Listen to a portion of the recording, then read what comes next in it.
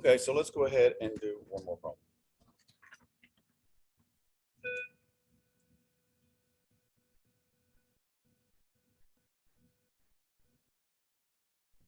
Okay, so in this problem, we're going to find the GCF. Now, these numbers are big, and so sometimes it helps to look at the common factors, like 1 through 10. And I'm putting them right here just so you can kind of see it. All right, so the first thing I look at is I know I see a 0 here, but I don't have a 0 here. So I can't divide both of these by 10, so I know 10 is out. All right, I also can look at 0 as a 5 because multiples of 5 are 10 or zeros. So, but I can't divide 5 into that, so 5's out. And I know it's not going to be 1. All right, so we can start with 2. Are both these numbers even?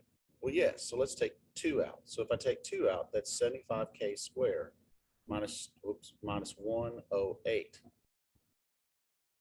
All right, can I take 2 out again? Are they both even? No, I can't. All right, so let's try 3.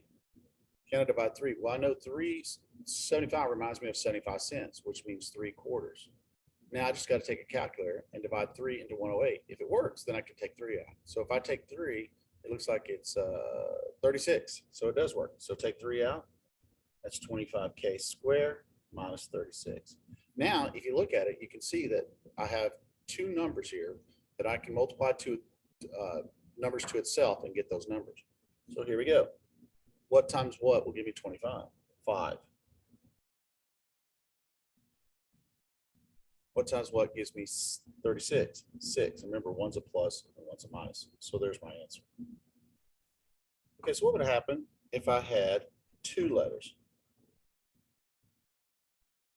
All right, so like this. It's the same principle. You look for the greatest common factor. You don't see one here in this case. Sometimes you take out A's and letters and sometimes you don't.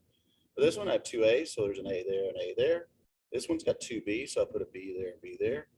What number times itself gives me 25? 5. And so there's my answer. All right, what about this one?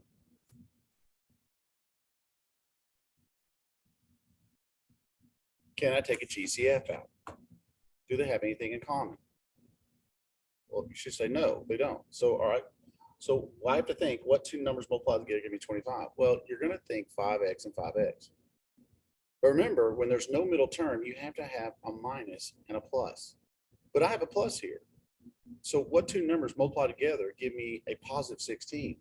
Well, it would either have to be a positive or a negative and a negative. And remember, we can't have, if we don't have a middle term, one has to be negative and one has to be positive. So in this case, because it's a positive, and remember, most of these are negative. If you look at every one of these, they're all in the negative. So if you have a positive and you have 2 of them that are different squares with no middle term, you can't take a GCF out. The answer is no factors.